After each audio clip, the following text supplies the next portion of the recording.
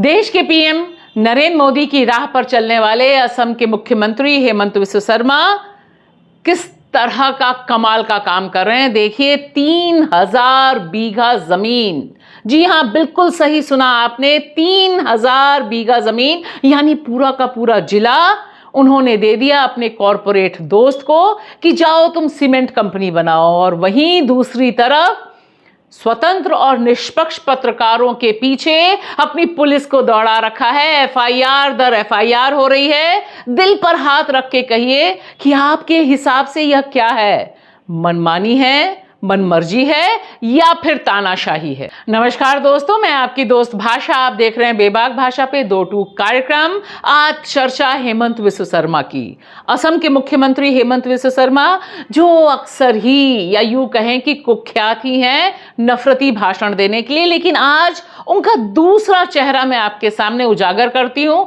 और मैं क्या, यह जज साहब ने ही खोल दिया है उनकी पूरी की पूरी कच्चा चिट्ठा और पूरी की पूरी पोल।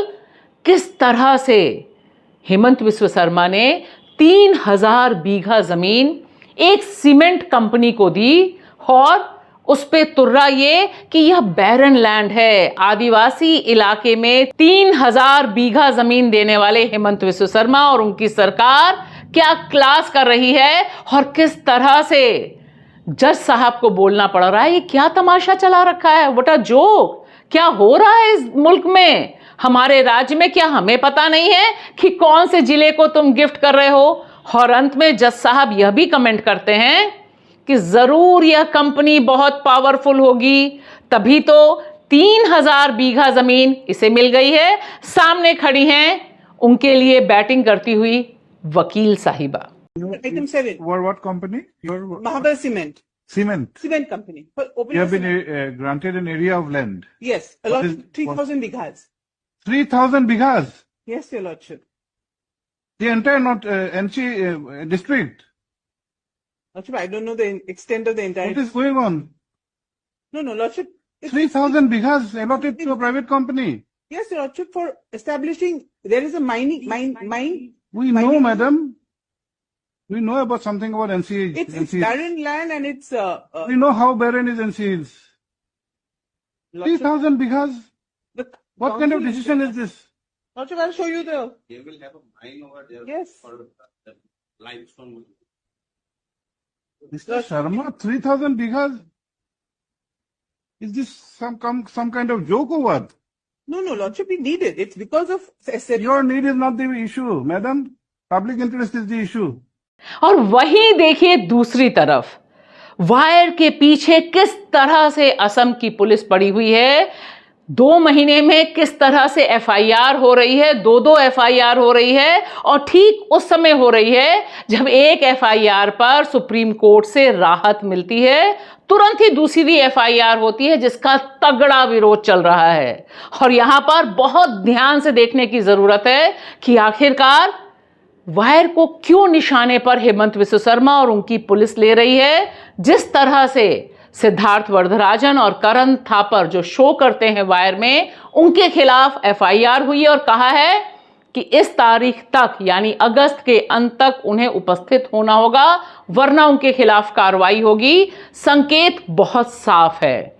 यहां जिस तरह से उसका विरोध हुआ है, एडिटर्स गिल्ड से लेकर प्रेस क्लब ऑफ इंडिया, तमाम जो पत्रकारों के संगठन हैं, उन्होंने विरोध किया है और सीधे सीधे कहा है कि यह पत्रकारिता का गला घोटने, उसे डराने धमकाने का काम किया जा रहा है। और याद रखना चाहिए कि भारत में जो प्रेस फ्रीडम है यानी प्रेस की, मीडिया की जो आजादी का ग्राफ है दुनिया में, हम आते हैं 180 देशों में 151 देश के नंबर पर। यानी यहां पत्रकारों पे जो हमले हैं उसकी ताजा मिसाल वायर पर किया गया यह एफआईआर है। और मैं यहां बताना चाहूंगी कि जो एफआईआर का सिलसिला चल रहा है, असम पुलिस जो एफआईआर कर रही है वह किस मुद्दे पे कर रही है। पहले एफआईआर जिस पर सुप्रीम कोर्ट ने रोक लगाई कि गिरफ्तारी नहीं होगी, उसमें आप सोचकर भी हैरान होंगे कि असम पुलिस राष्ट्रद्रोह, यह मामला क्या है। यह मामला ऑपरेशन सिंदूर के संदर्भ में है, जहां पर इंडोनेशिया में जो डिफेंस अटैची कैप्टन शिव कुमार ने स्टेटमेंट दिया था कि पॉलिटिकल प्रेशर की वजह से भारत को नुकसान उठाना पड़ा। इसकी आड़ लेकर यह पूरा का पूरा मामला राष्ट्रद्रोह का वायर के संपादक सिद्धार्थ वरदराजन और करण थापर के ऊपर नकेल कसी जा रही है। और जहां तक 3000 बीघा गिफ्ट करने की बात है, यानी औने पौने दाम पे पूरा जिला एक सीमेंट कंपनी को देने की बात है, इस पर विवाद पहले दिन से ही है। जज साहब तो बोले ही हैं, लेकिन मीडिया में और सुप्रिया श्रीने जो कांग्रेस की प्रवक्ता हैं, उन्होंने सीधे सीधे कहा कि मोदी जी के परम मित्र अडानी को फायदा पहुंचाने के लिए यह सब किया जा रहा है। हालांकि अडानी जी ने, जो आजकल लगातार बोल रहे हैं, उन्होंने सीधे सीधे कहा कि इस कंपनी यानी महाबल सीमेंट से उनका कोई लेना देना नहीं है। लेकिन मामला सिर्फ अडानी, अंबानी या उनको फायदा पहुंचाने का नहीं है। यहां मामला यह है कि किस तरह से जो डेमोग्राफिक चेंज पर इतनी नफरती भाषण की सीरीज लगाते हैं हेमंत विश्व शर्मा, वह किस तरह से खुलेआम आदिवासी जमीन को अपने कॉरपोरेट मित्रों के हाथ दे रहे हैं और यहां पर ऊपर ठप्पा लगा रहे हैं कॉरपोरेट लूट का। आपका क्या विचार है, कैसे आप देखते हैं इस मसले को, जरूर हमें बताइएगा अपने कमेंट्स में और जरूर हमें सपोर्ट कीजिए। बेबाक भाषा को आपकी मदद की जरूरत है। शुक्रिया।